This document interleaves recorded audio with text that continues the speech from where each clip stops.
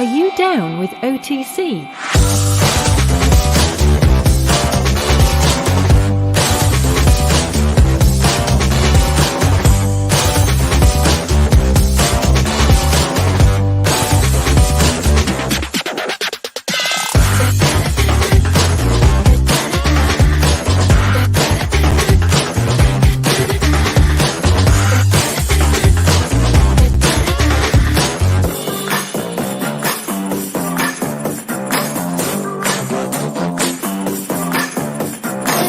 Are you down with OTC?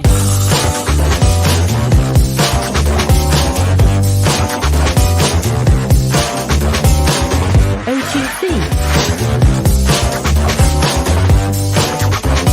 Are you down with OTC?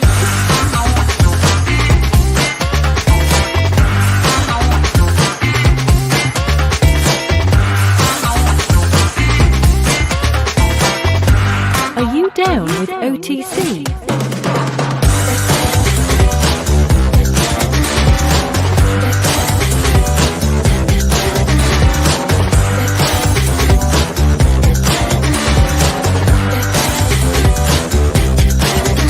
OTC. Are you down with OTC?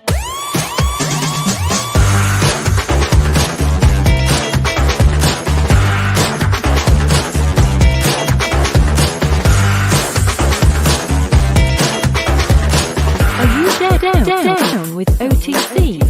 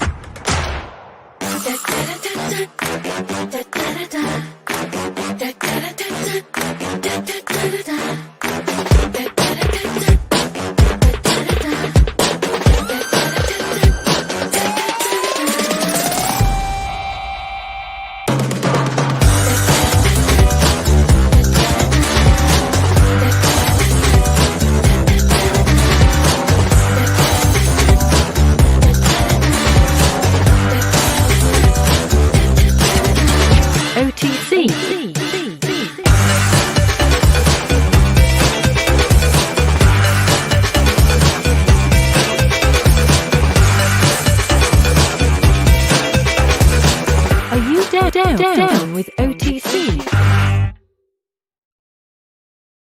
Hey, are you down with OTC?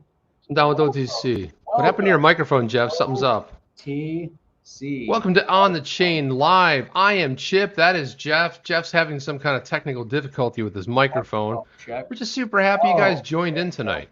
While he fixes that, we got a lot to talk about. I mean, the story just there we go. Boom. Boom. The story continues with the pumping of all kinds of stuff, right? So we have the pumping of AMC. Well, AMC is one of them, but we also had let's see. Gosh, there's DOGE. There's GameStop, DOGE. It's just not. You had Nokia.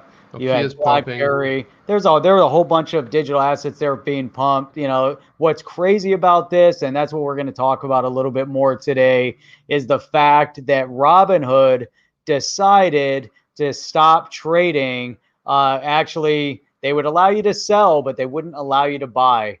And wrong on so many different levels. And we need to get into that, because what is the word of caution to all those that are in the crypto space? We started talking a little bit about it yesterday. We need to talk more about it today. And I think we need to get this thing started. Let's go. Let's go.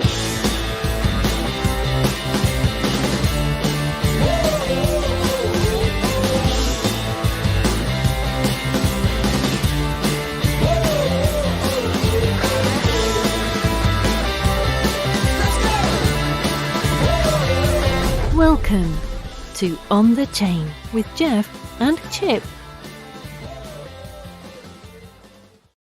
Whoa. Welcome back. Welcome back. I think my collar's all messed up here. No, it's something behind me. That's what happens when you start off late. To get in here. I was rushing. Comment. Who was number one in today? None other than XRP Trust with an LOL. XRP Trust. What is up, XRP Trust? So we got a lot of comments in here talking about what's been going on here. Like, we got Jacob Doyle, said one of the things that he says right off the bat here. I'll tell you guys what, holding all my XRP through everything has made it way easier for me to hold all my GME, BB, AMC, G Pro, M, EXPR, and BBBY. I think that is BBBY. I think that's Bed Bath and Beyond right there. Okay. So that was another one. There were a whole group of these stocks that were going nuts over the past couple of days, and then the big FIs out there and hedge funds and said, "Hey, you know what? We can't let that thing continue." Oh, holy moly says, I Doge no, but I think it's magic. I think Doge is very magical. Yeah, Doge. I mean, whoever thought? So people think about digital assets and they think, well, it's got to have some kind of a meaning, right? It has to do something. What if it's just a dog and it just was made for a joke, and then the guy that created it just, goes on, and then next thing you know, the thing's pumping. So you saw that. Pumping, crazy. What we've discovered in all this is that the elites really don't want anybody to succeed. The same people that can shut down trading. It was funny because I was just watching an interview on Bloomberg, and unfortunately, the way they do this whole interview thing, they make it very difficult to play and everything else. It's kind of a wonky little player they have. But Vlad, who's the founder, CEO, and he was kind of all over the board, man. He was all over the board. Dude, Dogecoin is at 4 cents. Wow. 4 cents. That's crazy, man. Holy crap. That's insane. I knew something was up. That's insane. I knew something was funny. It was going on because my daughter, she runs in and she goes, "Can I ask you something?" She always had a look on her face, that smile when she's going to ask for something. And I'm like, "What is it?" And she goes, "Can you buy Dogecoin for me?" I was like, "Whoa, what?" Doge. Like, no, I the cannot. Doge at 4 cents. I can't believe 5 cents. Everything says it hit 5 cents already. I can't believe it hit 5 cents. I was at a meeting. I left earlier. I checked it out. It was like 2.5 cents, and it hit 5 cents. And we probably, I don't even know if we've seen a top for that yet. It's crazy. I mean, it's insane. Yeah, maybe there's more. Maybe there isn't. I have no idea. Doge, LOL. Look what happened with GameStop. I mean, GameStop the other day, and we talked a little bit about that yesterday, where that ended up. But this morning, pre-market on GameStop was $500.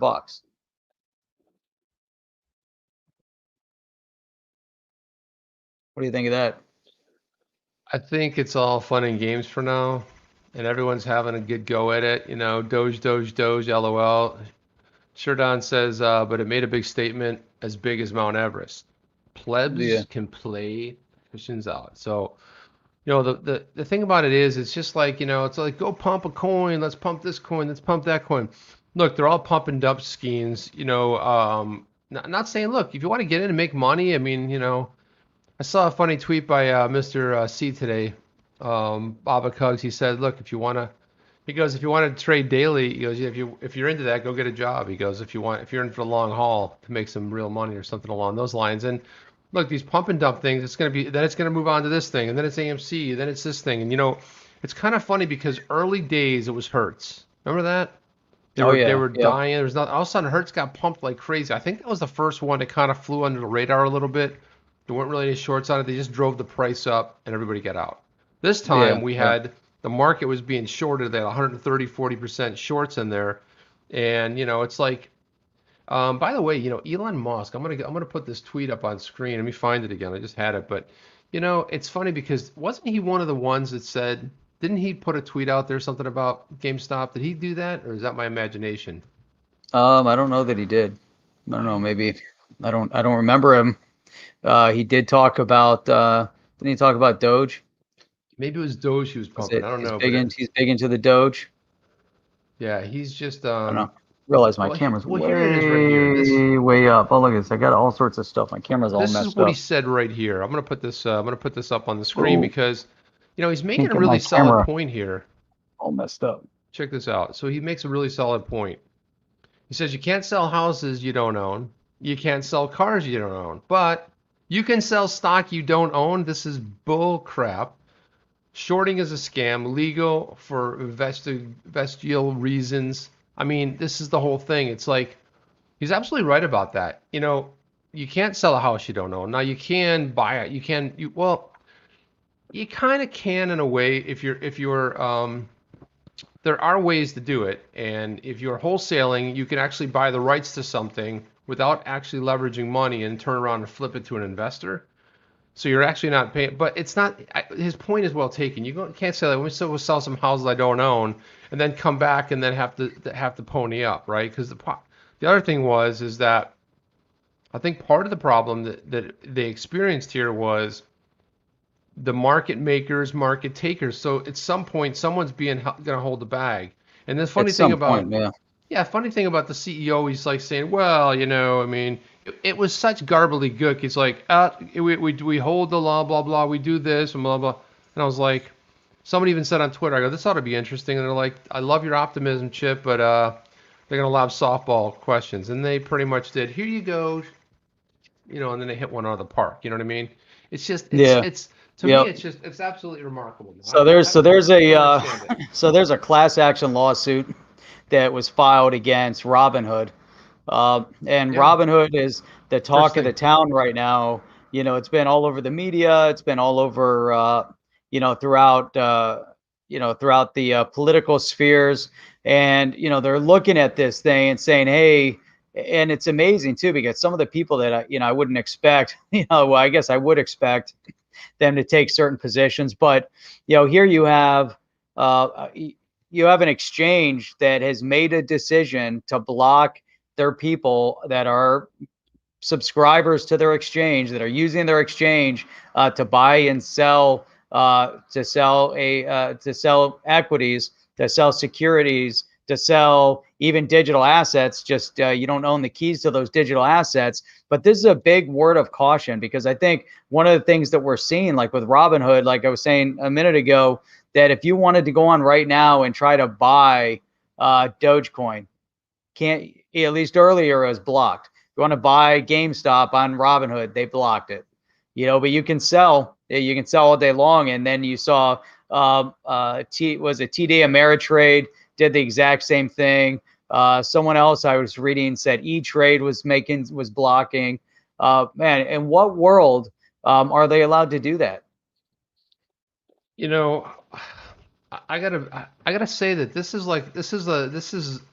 this goes beyond being political, right? So there's a lot of political, you know, sides being taken, left, right, middle, side, up, down, whatever. But, you know, this is funny because the same thing in political sort of an orientation that can get crushed, like, hey, the government's going to do this, and everyone, at some point, people are like, whoa, hang on a second. That's not cool. You know, at some point, people get fed up. Something goes off like this, and wait a minute, the little guy played by the rules, mates, because someone discovered all these big shorts on this thing, 140% shorts, and said, hey, you know what, if we start buying this thing, then what happened? The general public got into it, and then the little guy came into it. Next thing you know, people are buying it at 25, they're buying it at 30, and they ride it all the way up to 350, 375. And who are they upset at? They're upset at you, because who are you getting into the marketplace, Jeff? What are you doing? And I actually saw one investor, I actually have him here, and it's the greatest interview ever, because he is so mad, but he's a hedge fund guy, and he's so mad he even drops like an expletive on here. But I gotta play this one. Play that one.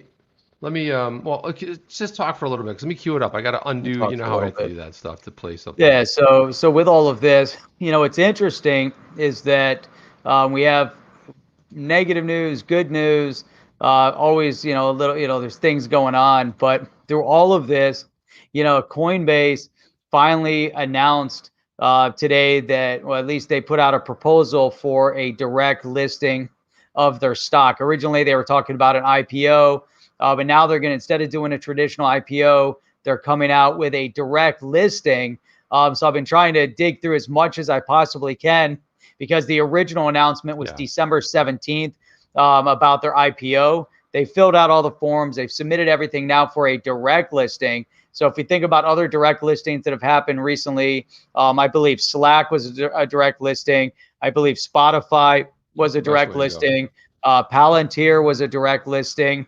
Roblox, which is going to launch probably first week of February, coming as a direct listing, and now Coinbase coming as a direct listing. What's unique about that is that it allows current shareholders to sell and to immediately sell their shares instead of there being pre-IPO buy-ins and the big financial institutions coming in and getting the premium pricing, the premium IPO pricing, because, IPOs are never real to begin with. When they come out and do like a launch, like, oh my God, the IPO went up to $50 and it was supposed to be 30, and meanwhile, everybody, all the big guys are getting in at 15, and it opens up the next morning and then it just blasts off.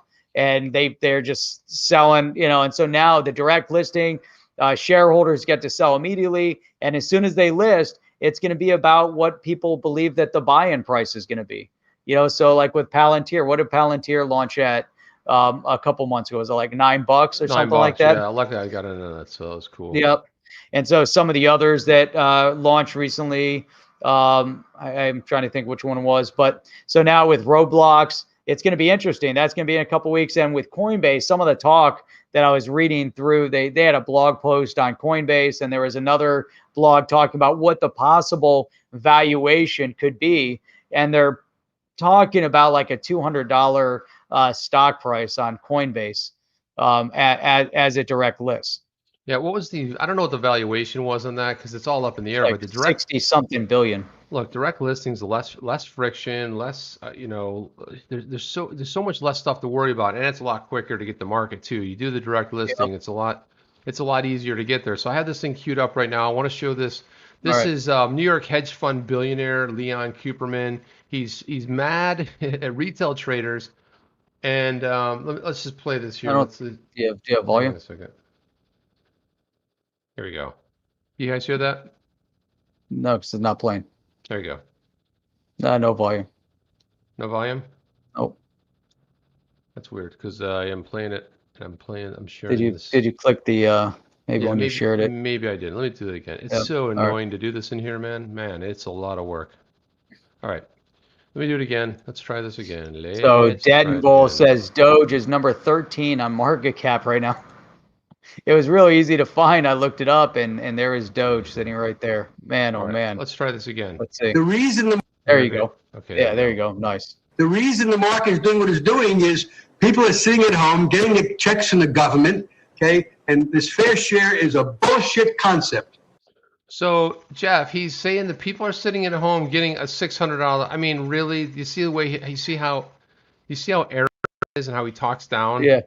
Yeah, play that again. Rewind that one, play that one again. The guy's nuts, man. This is not winning any favors here. The reason the market is doing what it's doing is people are sitting at home getting the checks from the government, okay? And this fair share is a bullshit concept. What?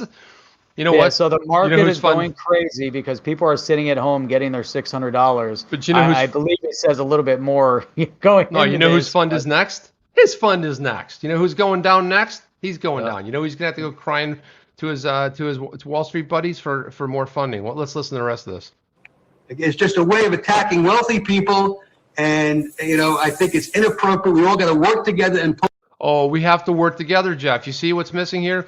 We have to work together, little people. You are so little and small and minute, and you're minuscule, and you don't matter, and you're sitting home collecting checks, and you're just angry at wealthy people. Wait a minute. I'm sorry, Mr. Elitist. Are we not allowed to participate in life? Is that what you're telling us? That we're not allowed to play by the rules that you guys play by and bend them the way that you guys bend them? Exactly. Those are their rules, Chip. They stacked the rules for years where they're manipulating the markets for their benefit and always stacked against, the retail investor, always.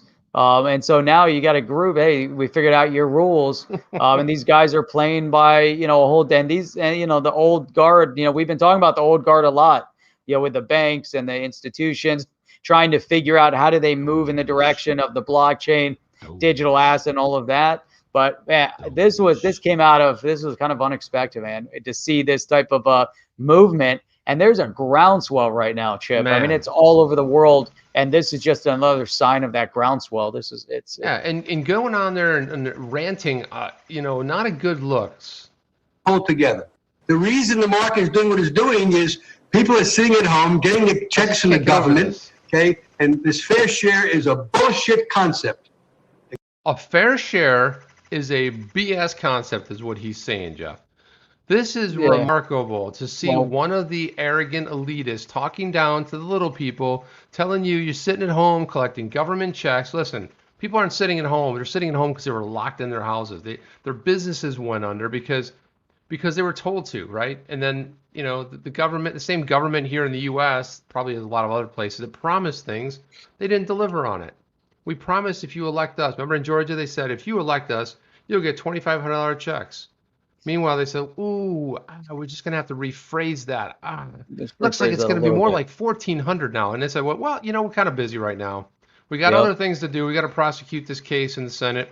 We're thinking more like March, April-ish. Meanwhile, this guy's going off. I mean, this is crazy, Jeff, this guy. Does he have anything else to say? Do you have any more? Or is that it? That was the part they pulled out. I mean, it probably is a fiery interview. Those were the best bits, but I will show you this. This is completely unrelated, but I want to see how you feel about this. I want to get your reaction Charles to this. Payne, that thing we saw yesterday, that guy's on fire. John, well, rightfully so, though, man. Everyone's pissed off. I want to get your opinion on the Plaid Model S. This is the new Tesla that chips. What do you think about that steering wheel? Are you down with that steering wheel? Do you like that steering wheel?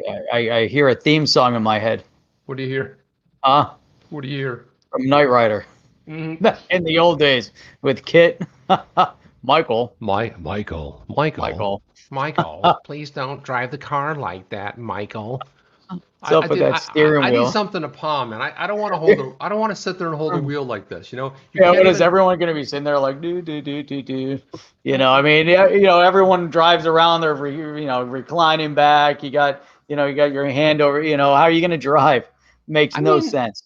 I'm sorry, it's a little bit of diversion, but I saw this on his. I'm like, who's gonna try that? You can't even sit there. How are you gonna? How do you sit there? I think Mito loves it. Mito's loving the Model S. Look at that. Thank you, Mito's down with it. Mito, what do you think about that steering wheel? Let us know. We got to know in the comments, guys. Are you digging that steering wheel? Now what I do like is the panel. The panel that ran vertical to me was just kind of a waste. It was cool because it was big, but this makes more sense. A big panel right here. A TV. I like the panel. Yeah, I like the panel. Panel's nice. They're going to have to replace the steering wheel for sure. No one's going to want that steering wheel. Everyone's going to be going to they're going to go off market. They're going to get like, hey, look, what do you want? I need a steering wheel, Food in the steering. How can I eat my soup and drive with that steering wheel? You can't even hold the one side like you can on a wheel. You can rest your hand on the bottom of the one side. What are you going to do, man? You pick up your phone and you're going to try to drive and it's going to be like, it's so awkward and it's uncomfortable. If you're flying a plane, I get it. It's like, But Jeff, it can play Cyberpunk. You see what I'm saying? That's awesome. I see. That's sweet. The aesthetics of Cyberpunk are incredible, by the way. The interior. Did you see there was somebody had a BMW Z something? I forget which model it was. It was a coupe convertible, and he built an Ethereum miner in the trunk of the car. That. Yeah, that was a cool. I did see that. Yeah, that was really cool. That was awesome. It's a little gimmicky, but it was very cool. And I think that was his point. Yeah. when you look at big companies and we look at what they're doing, at Visa's Q1 earnings call revealed details about their crypto strategy. So they actually dedicated a section to crypto during their Q1 2021 earnings call today. In prepared remarks, CEO Alfred Kelly said Visa is poised to make crypto payments safer, more widely used through its partnership approach. So this is kind of interesting. It's like Visa, if you guys know anything about Visa being traditionally like a card company, has moved really far, taken a nice turn into the blockchain space, acquiring companies, really trying to do quick. They have that. I forget what's their thing called. Their quick purchase, whatever it's called, or another. I don't know.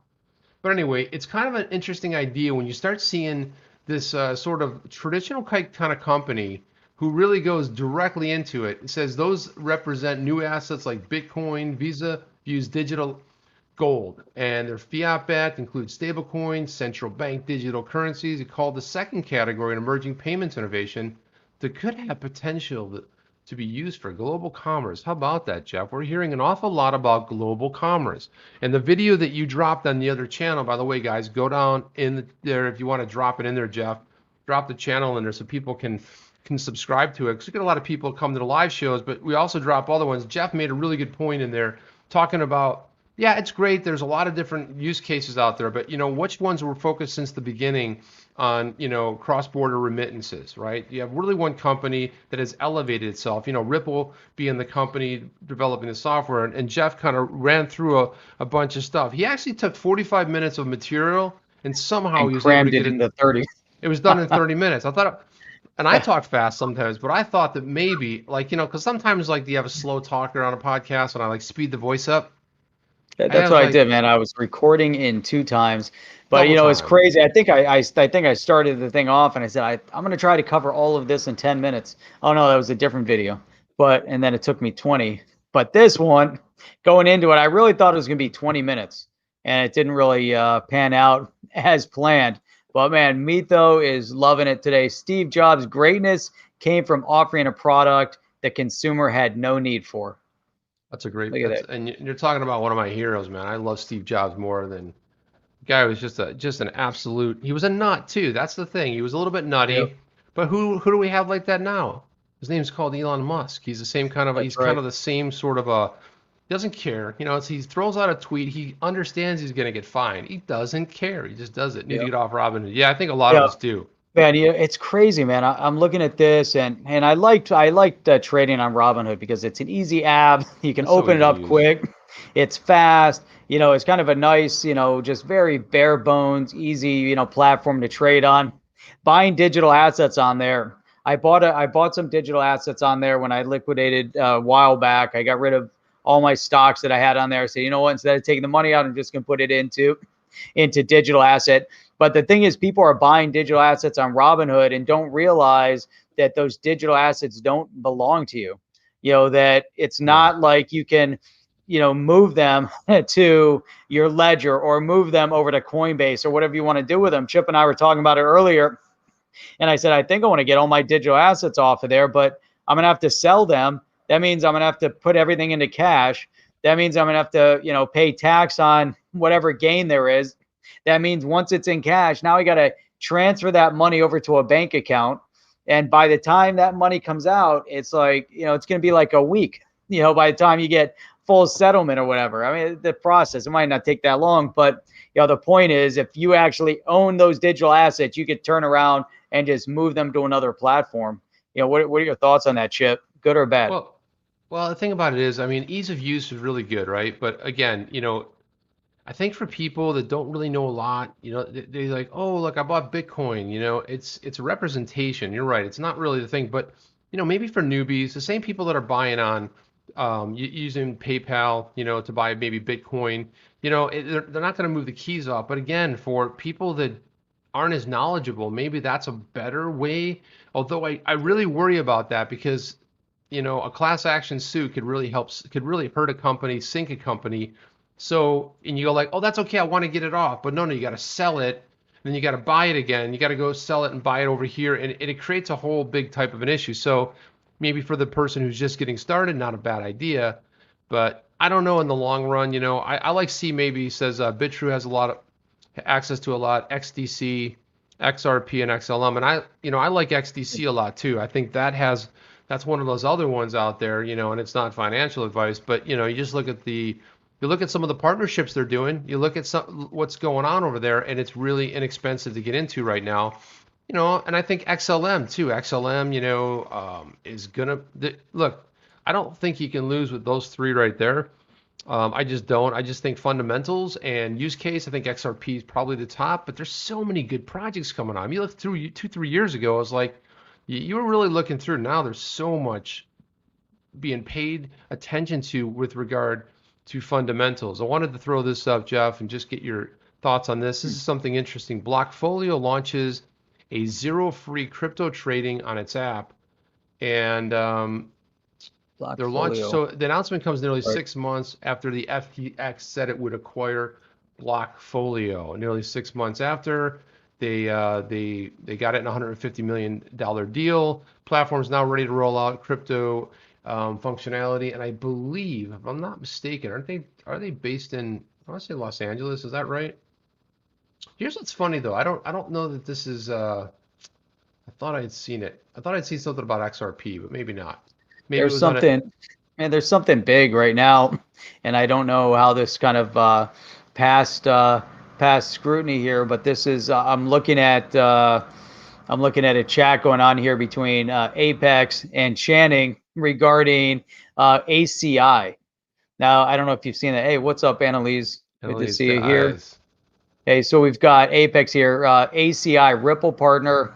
Fed Now news is huge. So ACI was just tapped to participate in the Federal Reserve's pilot program for its upcoming real-time payments offering, the Fed Now service. Now, this all just happened, and it's big mainly because ACI is actually a hang on, I didn't add that. Where'd it go? Here we go. There it is. So ACI is actually a partner of Ripple. So I'm trying to pull up this other one. So it says here, not in the article I pulled up, but Ripple client ACI chosen for Fed's pilot program, while one more exchange joins RippleNet. So that was something that was pulled up on 11 News. But this one here, this is significant because they're tapping a number of different, key things here, Chip. You're talking about, real-time payment offering. We know the Fed Now has been, tapped to do that. We know that that they had pushed this thing out. I don't know, it was like 5 years when they said this was going to happen in. But now with ACI part of it, do you think that, ACI, Fed Now, that this is going to be somehow structured utilizing RippleNet? Or is it just a reach to think that that's what's happening? See, here's the weird thing about it. Like when I first saw this thing, I got pretty excited about it. But then let me just go ahead and I'm going to flip over to my screen real quick here.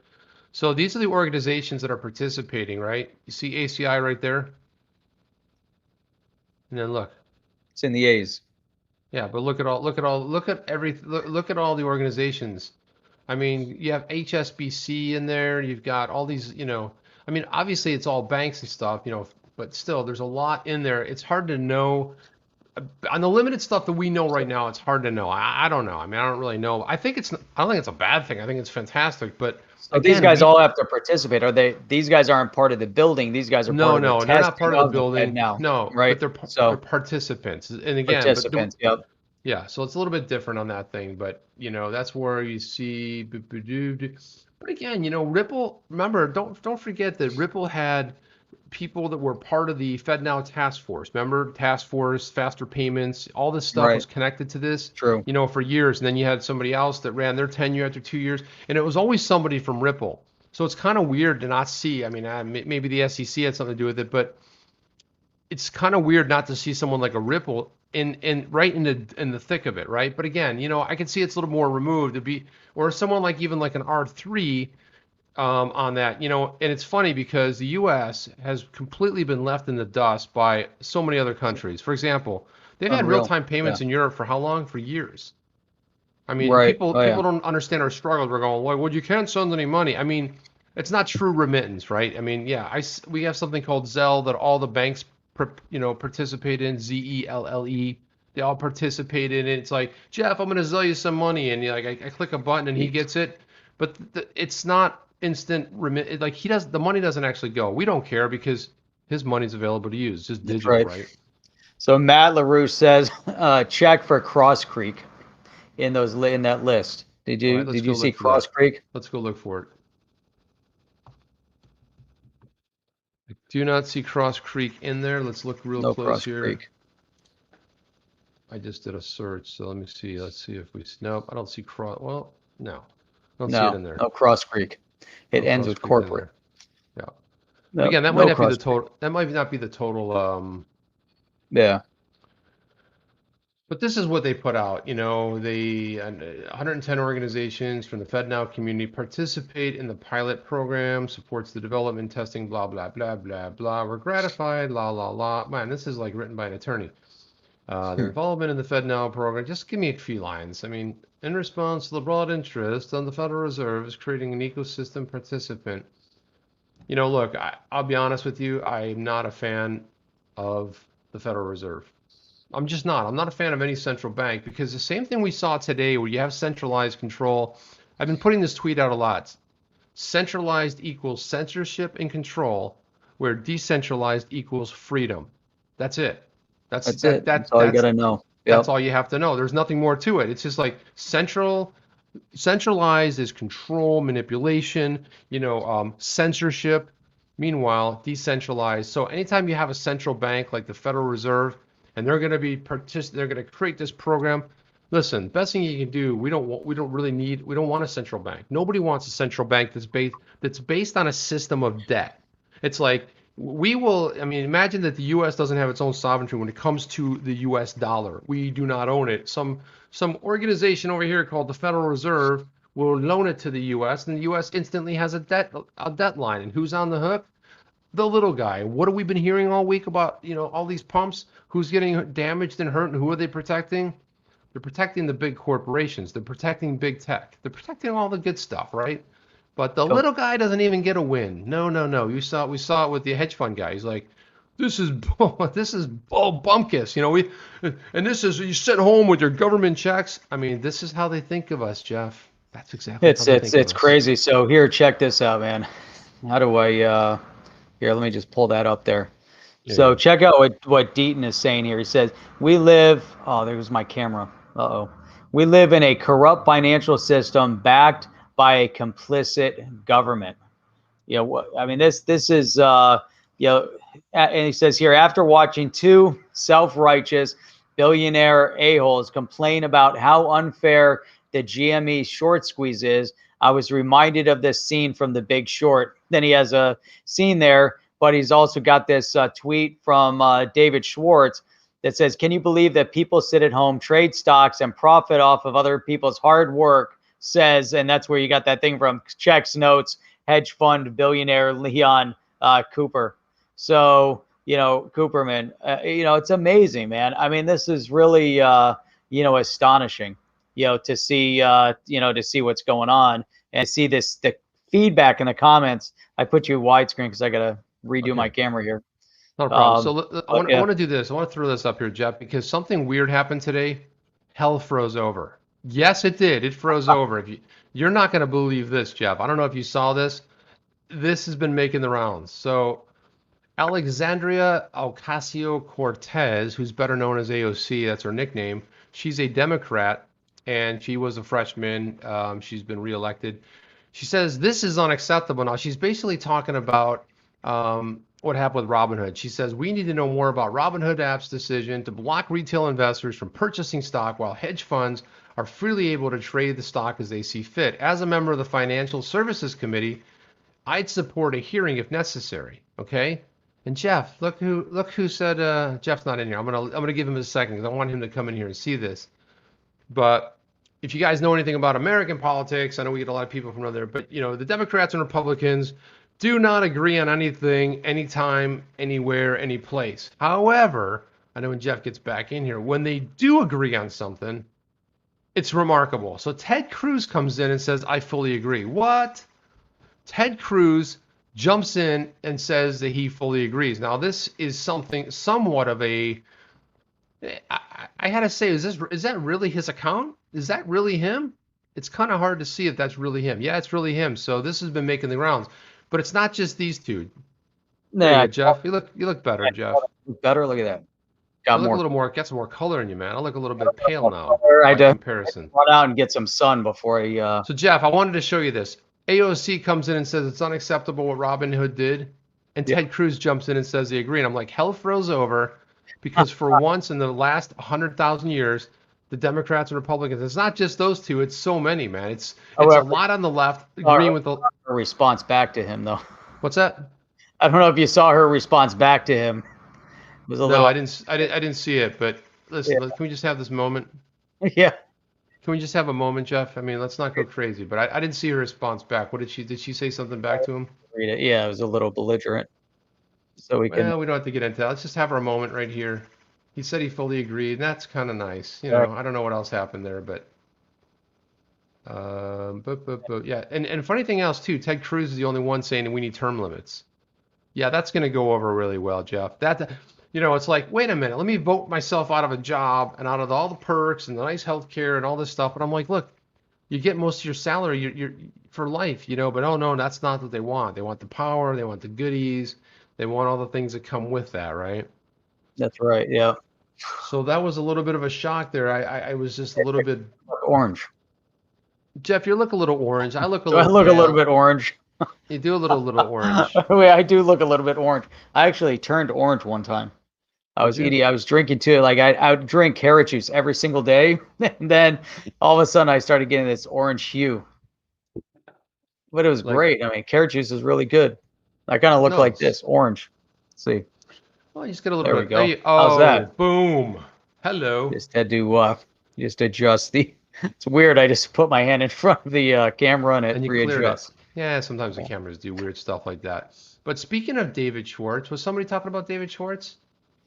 Yeah, I was reading a tweet, and I just read that tweet from Deaton, or that he was tweeting. But he had a whole thread that yeah, I was. There's a thread. You want to pull that up? I thought that was a pretty good thread. It was a solid thread. So it was funny because I want to pull it up from the David Schwartz. Yeah, here we go.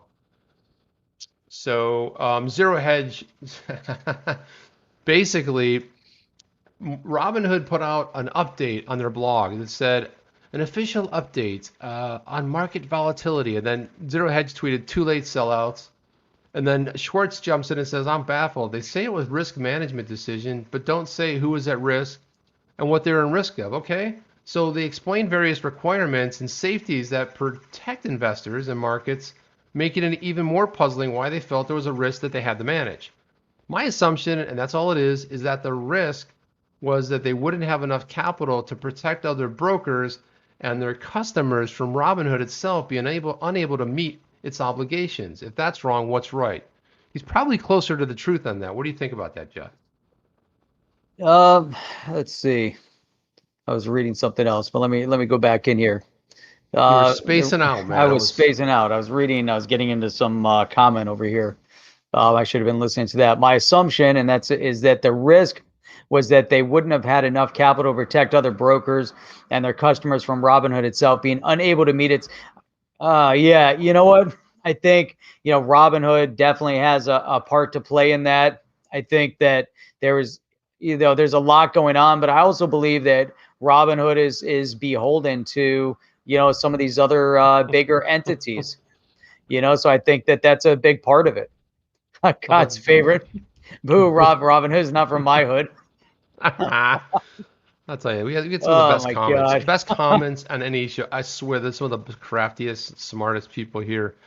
Look at this. So this is something else that got caught wind of.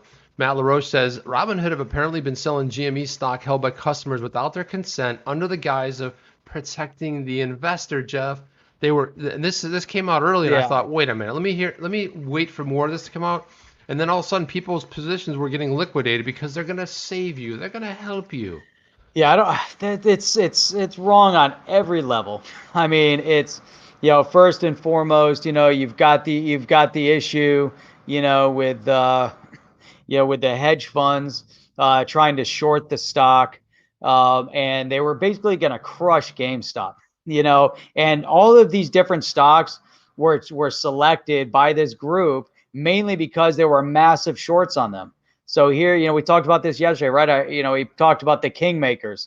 The kingmakers are the king takers. So here these big groups come in and they're going to decide whether or not GameStop could potentially, survive or not survive based on how they are going to then short the stock. Now, I was listening to an interview, I think it was on Tim Nash or Tom Nash, but he was interviewing this kid that had been in on GameStop since it was down. I think it had dropped down to, I don't know what it was, like $6 or something like that. And then it had gone up. But he said that, the group, they had identified GameStop for other fundamentals because they said this is a great buy-in because it has a $20 or $30 value. So that was their expectation, was a $20, $30 value because GameStop had good fundamentals. But then things started to change a little bit, and they started identifying, somewhere in the group as he was explaining it, that they saw there were these massive shorts on GameStop. And so now he said he's on a mission against these hedge fund guys, because he said they've upset they've upset the balance, they've upset the cart, and they've revealed themselves. And this kid, he was so upset, and rightfully so. But he said he's holding on to the bitter end, and they're going to keep fighting because of what they identified, and they didn't get in because of, initially to think it was going to go to $500. They got in because they thought it was, had a value of $30, 20, 30, and they got in when it was low, But could you imagine, you're looking at all the fundamentals, you got the group, you got the investment group on Reddit, you're going through this whole thing, and then all of a sudden you realize that there's these massive shorts by a hedge fund for 140%. They're going to crush it, and then these guys flip it on its head, and that was just the first, now they've identified so many others. Yeah, and so, but this is the whole thing that Elon Musk tweeted. It's like, technically you're shorting it, so you're betting on the fact that it's going to go down, and you're gonna basically, like he said, pound it into the dirt, which is I think what we heard yesterday, right? And at some point, you have to go ahead and pay that. So you're not paying it up front like you would if you're paying to watch it go up, right? The position move up. So that's what caused that's why you had some people like Melvin Capital getting liquidated, having to go to other hedge funds to try to like recapitalize because they lost billions, right? The potential loss on that, when that thing ramped up, they had to go ahead and they had to go out there and get it and buy it at whatever the market condition was. And then, so if they kept it to the end of the month, if they kept it over, I think it was $300, they would have liquidated more hedge funds. And again, I think that's what people mostly object to. And this kind of ties in right here. I went down a little bit in the tweet stream, but Schwartz, after reading that post, says, "Hey, we're so sorry. We can't execute your trade because we do not have enough capital to do so." Is that what the blog post says? Could they have another way to execute your trades that wasn't so capital intensive, ready for situations like this? I suspect no, because that's less profitable for them, and regulations prohibit them from having a better for you way to not using it. Solution: don't have one.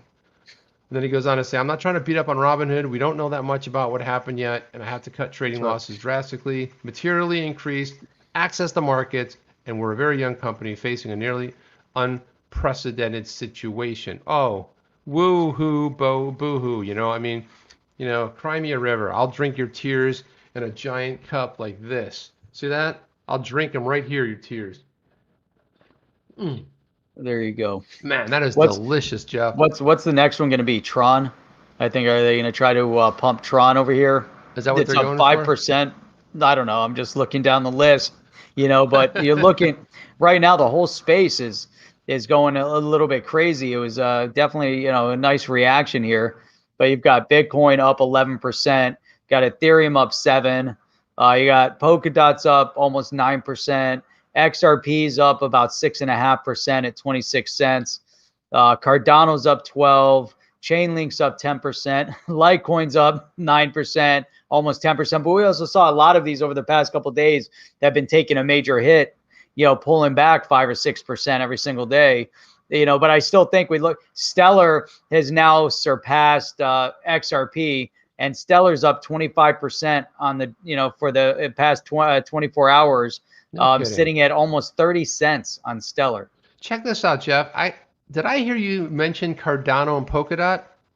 I did, yes. That's a great segue into our next story. Check this out. Awesome. Grayscale Trust filings spin a rumor mill into overdrive for Cardano, Polkadot, and Cosmos and more. So check this out. This is pretty cool. Grayscale Investments filed a new trust for AVE, Cardano, Cosmos, Monero, Polkadot, and the Delaware Corporate Registry. So someone's watching this to see what their filings look like. And it says, as expected, each representative community is bullish over the news. However, filings do not necessarily mean that Grayscale will follow through with them. Potentially that's true, but if they're going to make a filing, there's a good chance that they might. So look what's in here: Chainlink, EOS. There's a lot of stuff in there, right? So tons. Chainlink filed the Delaware Corporate Registry office a week ago, fanning speculation over the imminent introduction of a Grayscale Chainlink trust. And why not, Jeff? They've been very successful with these trusts. They had the XRP trust they had to liquidate because they had no way to be able to take it into fiat, get it out of there. That was really the only reason. Yeah. And I suspect at some point, the whole idea of that whole trust, like people having to liquidate and get out of that. I mean, a lot of people lost a lot of money across the board, not only us as investors, but it's going to really hurt the entire market. In the U.S. The other thing, this is what we brought up the other day at Coin Center. This is a lobbying group for cryptocurrency for blockchain. They pledged, they donated $1 million, and they pledged up to an additional $1 million in donations through the month of February, $2 million, because Coin Center has become a key hub that brings the entire industry together for shared growth. And this, I have to say, Coin Center has been doing a lot of very good work, because as you need a very good, strong lobbying group. And that's what they do. So that's what they do. They support policy, advocacy, and hopefully it would be regulation. I would hope that would be something that they're really pushing for. But you need some kind of a lobbying group there that can represent the industry as a whole. And I love the move, because if you look at some of the lobbying groups, you look at some industries, like I know if you look at the house buying industry here, National Association of Realtors, which is the governing body, has one of the most powerful lobbying organizations, tobacco, heavy lobbying, right? Organization. And Jeff, maybe you should explain what lobbying is if it's a foreign concept. You want to explain what the whole idea about having a lobby group in Washington and what their main purpose is? Make money. To make money and influence. I mean, make money and influence people. I mean, you think about it, and influence politicians. The crazy part is that you get individuals that work, in politics, come out of politics, and they immediately get hired by lobby groups. And it makes sense from the lobbyist group to focus on a politician or someone employed by a politician, mainly because they know their way around Washington and they've been rubbing shoulders with all these people. And so it's easy for them to gain access to the people they want to get to. On the other hand, the lobby groups, as you can look at them, you can say, hey, these guys are, you're just getting a kickback, for doing the right thing, while you were in Congress, or you're sitting in the House, Senate, or whatever your role might be. That's a possibility. How do you come out, all of a sudden you get hired by a lobbyist group for $1 million plus a year? Yeah. It's like, oh, well, wait a minute. Hey, we're saying thank you for doing whatever we needed, while you were in there. So there could be that issue, but maybe not. I mean, some of it could be very, very honest, very straightforward. But we know there was one of the authors of the Token Taxonomy Act that worked with Warren Davidson, ended up getting hired by Ripple and was in their Washington outreach group, working with government, because we know that for a number of years Ripple has been actively lobbying government from an educational perspective, trying to educate congressional representatives and their staff on the digital asset space, blockchain, and pushing for regulatory clarity. So, sometimes it's positive, sometimes not, but that's the. Yeah, I mean, it can be positive. I saw this going or making the rounds today, but I just happened to come across it again. Sam I Am tweeted this, and he said, it looks like the administration, but I saw this, I don't know. He said, it doesn't look like the new administration is ready to let the crash happen yet. This is Robinhood insider information. So this is on Reddit. Oh. Someone wrote, I work for Robinhood. Don't kill me. Low-level tech crap. Comp services major, not a finance side. Guess what we overheard today? Well, we don't know if that's legit, though. We don't know if that's true. We don't know if it's true. It's speculation. But what he's alleging here, and it's alleging because we do not know. Anybody can write up anything on there. He's alleging that maybe they received calls from Sequoia Capital, possibly, with the whole idea of the trading. And so we're going to start seeing a lot of this stuff being alleged, Jeff. And I say alleged because we just don't know. But we're going to start seeing, because we heard, one of the things that I saw, and the reason I brought that up was because Vlad in the interview said there was nobody pressuring them to do anything. So, I mean, obviously, you're going to say that. But, there's a lot of reasons why they may have or may not have done that. But I don't know if we get to the bottom of it. But that class action lawsuit got filed pretty fast this morning, didn't it? I mean, it was like almost like it was ready to go, almost like they're ready to file it. It was fast. It definitely, but you also saw it unfolding.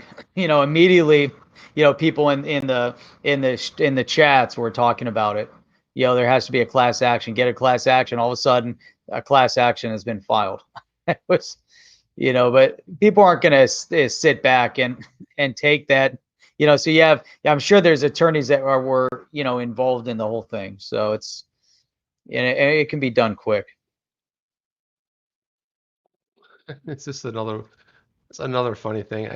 Said God says Robinhood's lawsuit is going to get thrown out the window. They're protected by Section 38, and there's a lot in there. I wanted to dig in to some of the things that are built into Robinhood, and I was listening to it's either CNBC or Fox Business or one of those on the radio on XM, and they were talking about that exact thing, that if you start reading through the terms and conditions on Robinhood, you actually give up quite a bit.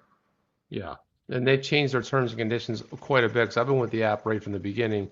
Let me go ahead and throw this up here. Let's listen and let me hear the sound here. Yesterday afternoon, I just got off the telephone with Gabriel Plotkin, who runs that firm. They've taken a rather huge loss. I do not have the full number on what that loss looked like. As was reported yesterday, both Citadel and Point72 have infused something on the order of close to $3 billion into Melvin Capital to try to shore up its finances. And Gabe Plotkin telling me just moments ago that the speculation that the firm would file for bankruptcy is false. There's some reports. They got bailed out by Citadel, and there was another little tweet storm going on today. $3 billion? Well, they're guesstimating, but Citadel had to go bail them out. One hedge fund needed a bailout from another hedge fund to stay afloat. I mean, there's some crazy stuff going on out there. I mean, and they're reporting this saying, oh no, because the first thing we heard was they closed out their position, they were done, but they had to have a lifeline, and that was Citadel. So I don't know what your thoughts are about how there's more manipulation. Like, in other words, more in a normal world, if my business got in trouble and I would struggle to try to grab somebody, I couldn't make a phone call and get a lifeline for $3 billion. You know what I mean? No, probably not. And I'm not giving you one either. Sorry, Jeff. I haven't asked you yet, Jeff. But I mean, I have to. Yeah. I need just a tiny favor. Do you have $3 billion lying around that I could happen to borrow? I'll tell you what, man. Jeff. I'll tell you what. I'm trying to find this video I was listening to earlier today. Let me see if I can find it.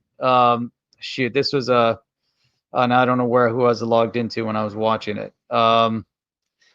I gotta find it, because this video is like Sammy the Bull or something like that, and he was talking about what happened to the cement contractors in New York City. Anyhow, I can't find it, but he was talking about how they were fixing, it was all mafia driven stuff, but just like the hedge funds are bailing each other out, and they're all shorting, they're all somehow interconnected, they're all going to get a little piece of it, so one guy might short this, the other might, who knows, they're doing things and they're kicking back a certain percentage. And that's what he was talking. It was so interesting. He was talking about this on this video this morning that I was listening to, and he was talking exactly about that. I mean, it's unreal. Yeah, so Dave Portnoy got into it big time. He was calling out. I'm trying to see if I can find the exact tweet. He tweets so much stuff out there. You know what? What I like about the guy is he absolutely. So he says, let me go ahead and share this puppy.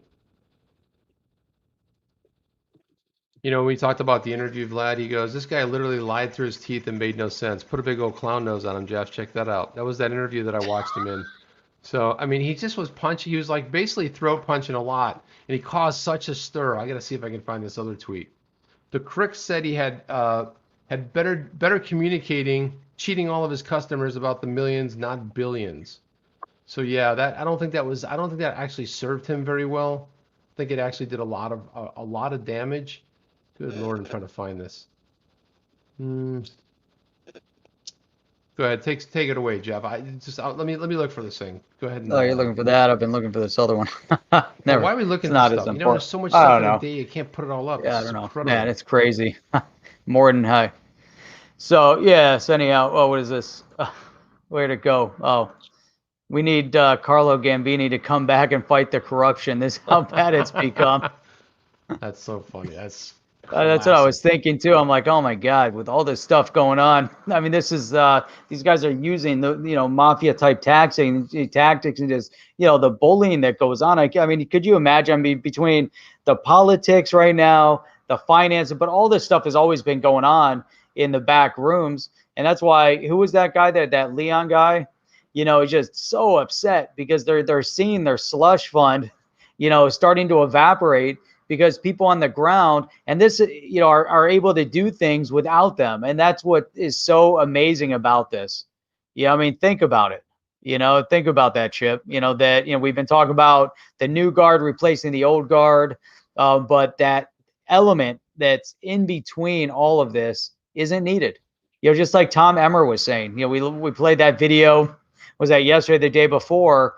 Congressman Emmer was talking about the intermediary, the third party, the centralized third party just isn't needed as much. And you get rid of that part of it. You get rid of the manipulation. Yeah, you can bury it anyway. So Dave Portnoy got in this whole spat with Steve Cohen. He's the guy that bailed out. He's the one that bailed out Melvin Capital. So they were going back. I was like, fiery, man. Problem is, I can't find the entire thread. Yeah, okay, I see what it was. See, here's part of it anyway. There's a whole bunch of it.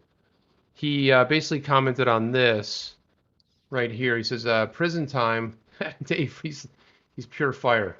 Dems and Republicans haven't agreed on one issue till this. That's how blatantly illegal, unfathomable today's events are. It also shows how untouchable Robinhood app is. And he hit Stephen Cohen in there from the Citadel Point 72. Who do they think they are? Fines are enough. Prison or bust, right? So Cohen jumps in. He goes, hey, Dave, what's your beef with me? I'm just trying to make a living just like you. Happy to take this offline. And I'm going to see I can't know if I can get into this where he says, I'm going to have to go back on this thing. So I don't like, none of these are strung together in the right way. But anyway, he comes back and says, no, I don't do offline, man. He says it right here. I don't do offline. That's where all the shady shit happens. You bailed out Melvin because he thinks she's your boy along with Citadel. I think you had a strong hand in today's criminal events to save hedge funds at the cost of ordinary people. Do you unequivocally deny that? Cohen's like, so he came in with that. Then there a Cohen response to it? Yeah. So then Cohen says, well, he said, I'm not feeling the love on your site today. So along the lines of that, he came in and said, well, do I unequivocally? He goes, what are you talking about? This is what he says right here. Look at this. He says, what are you talking about? I unequivocally denied that accusation. I had zero to do with what happened today. By the way, if you want to make an additional investment with somebody, that's my right. And if it's in the best interest of my investors, chill out. Like, this is breaking out online, dude. Like, they're like about ready to go in the back room and start beating each other. Then he does this pitch. What in the world is going on? He takes them down. I'm like, dude, it's just insanity, man. I like that. Simon, I bang freely. Too big to fail. Too big to jail. Yeah, right on. He says, I should clarify. I wasn't just halted. You could just sell and force sale, God. you know? Then in your professional opinion, why was trading halted on all these? I'd be very curious. So they just go back and forth, man. Yeah, it's the whole thing is just insane, man. That's it. He says, hey, legitimate questions deserve answers. My guess is they were protecting their own hide if stocks burst and if people couldn't put up margin. Happens in commodity markets all the time. They don't have to lend money if they don't want to. And at least you're speaking and trying to answer. That's appreciated. But it was a whole takedown. And then I saw somebody tweet out there, said, it's a private company. They can do what they want. It was like, because isn't that what we heard about Twitter banning people? Isn't that what we heard about YT? It's a private company. They can do what they want, right? That's right. Oh, ho, ho. Not when you cross the line. They can do whatever they want. It says right in their terms and conditions. They want to boot you. Now, I don't know if it sells they can liquidate your position. I don't know about that. No, what they're trying to do right now, but this is a different story because they're not just going after it. What they're saying is you can no longer buy a certain digital asset. They're not even blocking anyone. So if you go in and try to buy GameStop, right, if you try to buy GameStop, you can't do it. You can't add to your position. They're only letting you sell your position. No, that's exactly right. You can't, exactly. So I like this with Jay. Who has more reliable service during a pump, Coinbase or Robinhood? Neither. That's if you really want to hodl and you want some insurance, you better make sure you're on Coinbase. You try to sell it, you just can't. You'd be like, gosh, I'm really glad I held on to that. You know what I mean? Because you can't even get out of it if you really want to. And I just wanted to. I think it's time, Jeff. We should probably talk a little bit about this upcoming this meetup that we have, which is going to be. Let's do it. Yeah, let's talk about the meetup. I'm gonna put it online. Is here. Crypto Eddie still on here with us? I saw her comment earlier. I know I didn't get to give her a shout out, but there it is right there. So you guys can go ahead and sign up. There it is. So, yeah, check that out. Check it out. The meetup. So this is actually, man, it's like Sunday. I can't believe it's coming up on Sunday already. Sunday at 10 a.m. Eastern Standard Time. If you guys haven't registered yet, go check out the link, and we just put it into the chat. You guys can check it out over there in our, go to the description. It's down there too, but you can just click the link, register, and then tomorrow we'll be sending out a direct link for the event for you guys to log in. And the meetup is cool. We're going to be there, of course. We're sponsoring this event. We got the software. Everything's fired up. So if there's anybody new on here, you guys haven't subscribed yet to On the Chain, make sure you guys hit the subscribe button, subscribe to the channel, hit the bell notifier. Make sure you guys get notified when we do launch a brand new live stream. However, it's pretty easy to remember when we live stream because we're streaming Sunday, Monday, Tuesday, Wednesday, and Thursday at 8 p.m. Eastern Standard Time.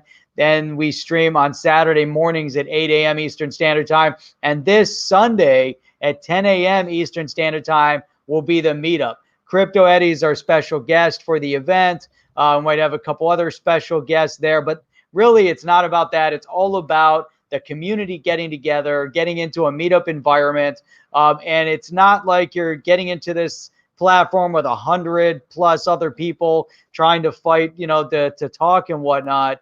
This is like going to a virtual conference. If you guys have been to a conference, you're able to go into little breakaway tables, and there'll be like 6 to 8 people at a table. And then there's going to be an auto rotate. Like we're going to set it up for like every 5 minutes. You'll be able to go and check out and talk to new people. It's going to be awesome. We're really looking forward to it. Yeah, we're looking forward to meeting everybody. That's the big thing. And Mitho Nelson, who's been on fire tonight, thank you so much for the support. He said, I got an email from Robinhood. They will be reinstating buys on certain securities in the morning. I'm curious. Would those certain securities be any of the ones we spoke about today, or are they just like random ones from? That's good to know. I was watching. They were saying limited. Oh, limited. Okay, limited. So I'm wondering what they're going to let you do or not do. But man. Also, too, I want to remind people that if you want to take us on the go, suppose you like to listen to us the next day or catch up on a show we did, or you missed one of the shows, right there in the chat, I just dropped that. You can come here. You can listen to all these past ones. Or go to your favorite app. You can go to Spotify, Apple Podcasts, Google Podcasts, Stitcher, whatever you like. It'll take you right over there, and then you can go ahead and you can subscribe to that. We're starting to see nicer numbers on there, some good listen stuff. So I want to thank you guys. You guys are subscribing over there. We're getting in as many places as can be. We're on Library, but we're going to be opening up new places. We also stream live to, let's see, we're Facebook. Jeff's Twitter stream, my Twitter stream, On the Chain's Twitter stream, and also Twitch. So we're also on Twitch. So if you want to watch us live on Twitch, you can watch us there as well. That's pretty much it, Jeff. I mean, all I have to say is subscribe, get those thumbs up, and when it comes to XRP, not 100% sure, but I think it's magic. Speaking of magic, it's that magical time of the night where we bid thee adieu and we say thank you for coming, thank you for being you, thank you for your comments, thank you for your support, and we'll see you on the next one. Chip and Jeff exclusively here on The Chain. The Chain. Boom. Jeff, the finger's not working today. Come on, hit that button right there. That one. Ready? On the go. Chain. I told you, Jeff, there's something wrong. It's not working. All right, ready? One more time, ready? Exclusively on the chain. The chain. Are you down with OTC? Please like, subscribe, and click the bell to be notified when the next video drops.